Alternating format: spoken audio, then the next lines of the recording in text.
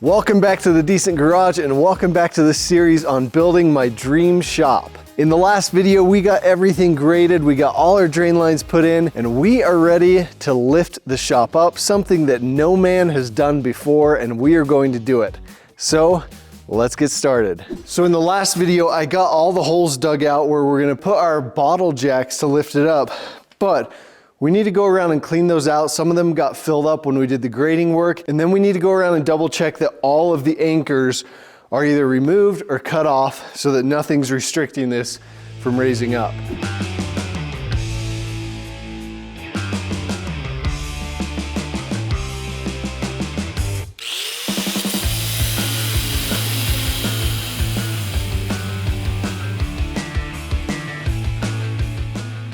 Okay, we've got all the anchors cut off.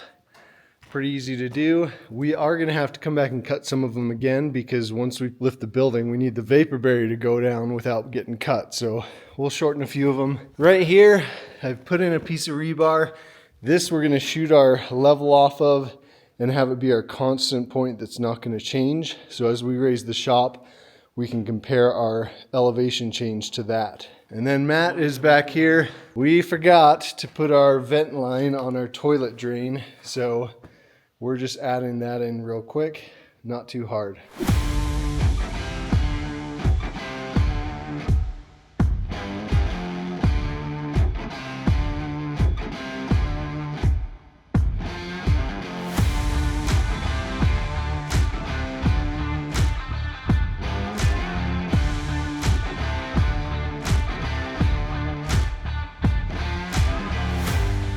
All right, one round of lifting and we have the whole thing about 1.5 inches off the ground.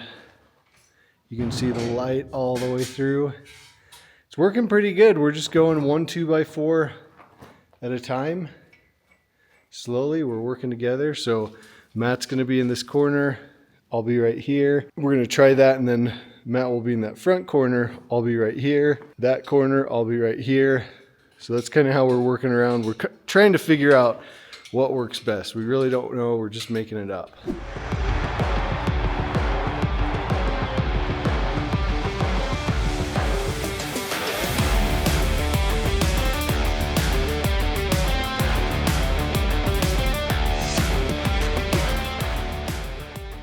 Okay, let me show you where we're at. It is sweet. We have the whole thing shimmed up to our desired level. We've used the laser level and it's within 1/4 inch tolerance, which I'm good with that. Some of you guys might not be, but I'm good with that. There it is all the way around. Now what we have to do, so we have it all shimmed on 2x4s, but we can't pour concrete around those 2x4s. That I'm not okay with. So we need to figure out a way to get shims in there or something holding this up with a material that is okay to be engulfed in concrete and it's going to be gone forever, but it's not going to mess with the surface of the concrete. So we're going to try and figure that out. We'll let you know what we do. Okay, so here's the idea we came up with to get the wood blocks out of here and support the structure. We got some 1/2 inch rebar, cut it into 2-foot lengths, and we're going to come over, pound it through that hole. And then I'm gonna come with my welder and weld another piece of rebar right on there. So it basically, the base rail will basically rest on that rebar with the little piece of rebar welded to it.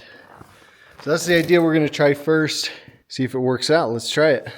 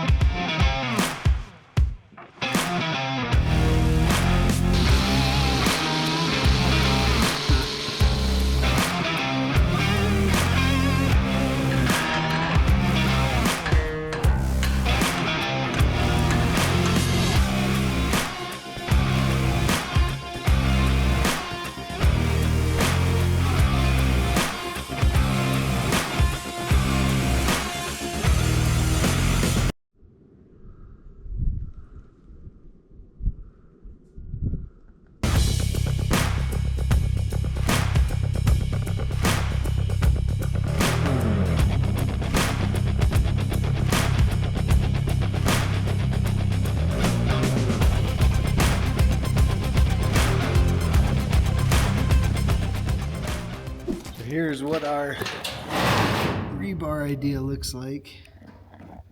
Just welded it right on there. Got almost all of them done. What we're doing now is taking off the base sheet metal screws so we can get these screws out of here, because they're not used anymore and they're just popping the bottom of the siding out. Okay, we have all of our rebar in with the little piece welded to it, which should hold the structure up, but we don't know that until we get the blocks out. So it's time to take the blocks out and see what happens. We're gonna kind of go little by little, make sure everything stays fairly level.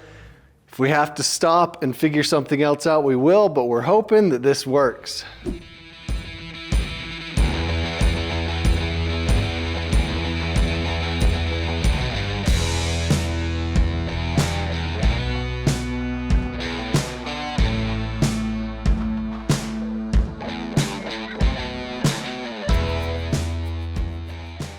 All right, last one.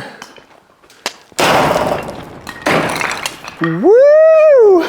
Well, it worked. The shop is sitting completely on our rebar spikes. I'm actually a little shocked, but I'm really happy it worked. So now that we've got that done, we're gonna put our vapor barrier down and get ready to put our insulation down for our radiant floor heat.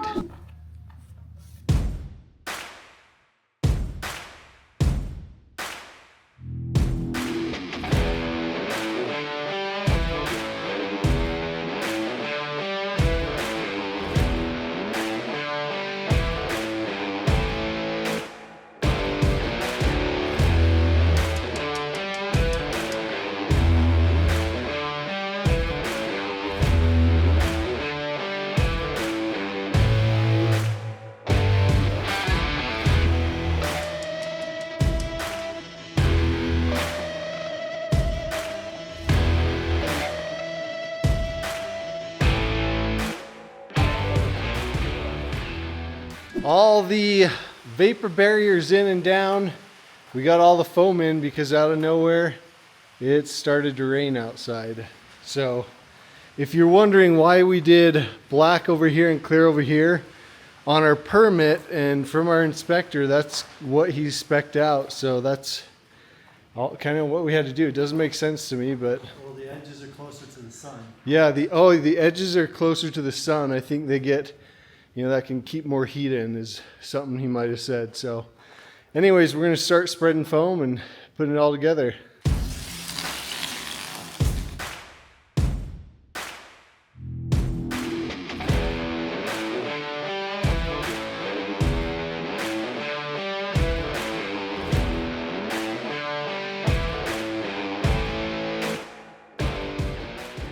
So the foam is going really well so far. We had to actually come through, you know, I showed you our idea with the braces right here. We came through and welded a crossbar on there as well, just because we were worried about with the constant weight of the shop with it settling down. So that's just an extra precaution. Again, this is only temporary because once the concrete is down, the shop will sit on the concrete. So just to hold it up for a few days until we get concrete going. But the foam board is going down really well. Kind of a therapeutic, satisfying task to do. So we're going to try and get as much foam board down as we can. Rebar, get the rebar up on the rebar chairs, and basically get it all done with foam and rebar. So let's keep going.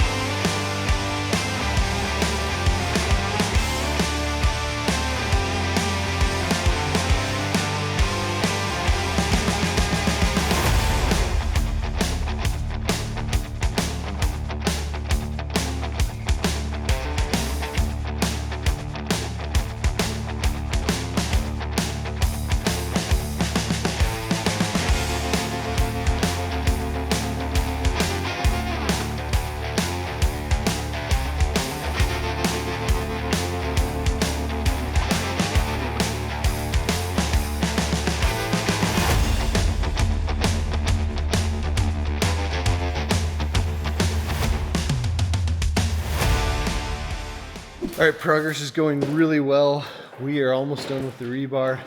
I don't know if you can see it on the time lapses, but I'm just hobbling around. I kneeled too much yesterday and my knee is all messed up. Super painful, but I'm getting through it. This little knee injury ended up being a much bigger deal than I had thought. I'll cover this more in a future video. We had the concrete guy come out and check it out, and he thought it looked really good. He says totally doable pour, so a couple more days he'll be out here pouring. But let me show you some of our techniques for doing this rebar stuff. So the rebar is supposed to be 24 inches on center as spec'd by our inspector. So we just cut a 24-inch spacer. This way good, this way good. And then I'll just use my knee to kind of line it up. The key we found with the tires is you pull as you do it, and it just goes super easy. Like if you just try to twist, your thing will kind of slip off, so you gotta pull as you do it. You can see here, almost all the way done. We're trying to finish the rebar out tonight so we can do pecs tomorrow. All right, the rebar is done. This is taking shape really quickly. I'm really excited about it. So we have some things left to do, but that's where we're gonna get in this video. I want to address a couple questions that I know a lot of you had throughout this video that are things that I've researched extensively, but the answers have not been quite clear enough for me. So we made choices, and that's the choice we made.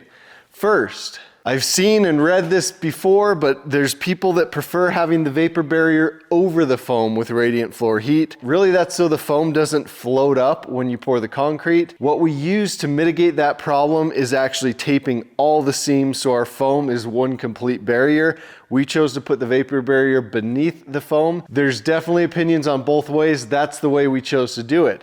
And on that note, there's also opinions about what type of foam you should use. XPS versus there's another type. We used XPS, but again, the opinions on those are about 50-50 split. That's what we chose to do. Also, there's opinions on rebar versus wire mesh versus fiber mesh. So we chose rebar. We feel like that would be the most structurally sound product to use.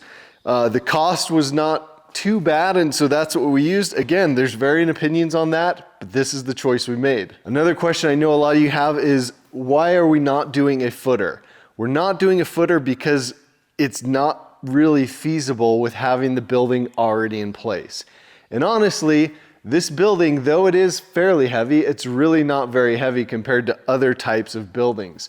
So I trust that the slab, a 5-inch slab, will be plenty to hold the weight of this building. Now, ideally, would we have done a footer? Yes, we would have, had we had the building put on after we did the concrete, but that's just not the case. So we're not doing a footer, and I think we'll be just fine. Now, the biggest question people had, and I want to give you the answer to, is whether we should have dug down to pour the concrete or lifted the building to pour the concrete. I told you in the previous video that I was thinking we should dig down. Other people were thinking we should lift up. I didn't think the lifting would work really well, but I am really glad we went the lifting route. It lifted super smoothly. The whole building came up together. It was really easy to do, and I think the product is going to be a smoother, more compact base for the concrete as well. So I'm glad we went that route. You can do whatever you want, but we had 2 20-ton bottle jacks from Harbor Freight, and that did the job. It took us all of about a day to do that, but we've got this thing lifted up almost a foot right now. So if you're gonna do this, and like I said, I've never seen this done on YouTube or anywhere else, that's probably what I would do again, is lift the building. So with that, in the next video, we're gonna put the rebar up on chairs to lift it off the foam. We're gonna put our PEX tubing in for our radiant heat, and we're gonna have everything ready to go to pour the concrete. So saying that, I know there are a lot of controversial topics about what we've done today. We're not professionals, but we need to get this job done. We want to do it to the best that we can under the conditions and constraints that we're working under, and this seemed to be the best for our situation. But I know there's a lot of debate, so I do want to welcome that debate and those comments down in the comment section below. I want to hear what your thoughts are. Let's make that an area where other people can read and learn, help everyone grow. I thank you for your support. We'll see you guys in the next video.